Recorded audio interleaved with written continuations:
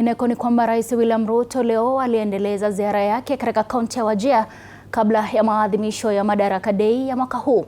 Rais Ruto akikagua miradi mbalimbali ya maendeleo ameomba uungwaji mkono kutoka kwa wananchi. Rais alitembelea maeneo bunge ya Wajir Kusini na Wajir Magharibi ambapo viongozi wa eneo hilo walipongeza ajenda ya maendeleo. Mwanahabari wetu Sheila Chelangat ana taarifa hiyo kikamilifu.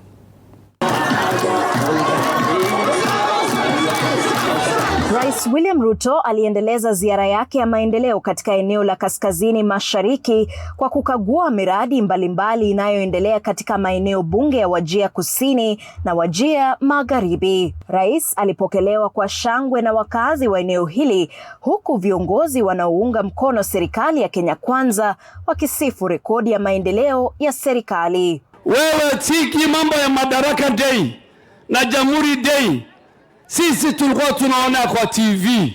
Wale ambaye wako na TV ambaye ni wachache. Umekuwa rais wa kwanza, rafiki wa kwanza kuleta Kenya mzima, hata mabalozi kesho hapa Wajir ili washerekee. Hakuna contest ya president katika hii county. Mjini Habaswein, Rais Ruto alikagua miradi ya barabara na kutangaza kuwa shilingi milioni 100 zimetengwa kwa ajili ya ujenzi wa uwanja wa ndege katika eneo hilo. Ile airstrip iko katikati ya town. Sasa munipatie shamba kando, mimi niwajengee airstrip ingine mpya huko. Baadaye rais alizuru na kukagua miradi ya barabara inayoendelea katika eneo la Griftu, ambapo alitetea ajenda ya maendeleo ya serikali yake, huku akiukosoa upinzani kwa kile alichosema ni kukosa mpango madhubuti wa maendeleo kwa nchi. Ati mpango hawana, sera hawana, ajenda, mpango, ajenda.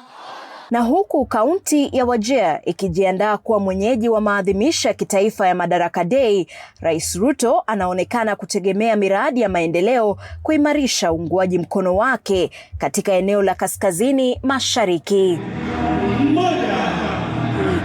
Sheila Chelangat, runinga ya TV 47, kaunti ya Wajir.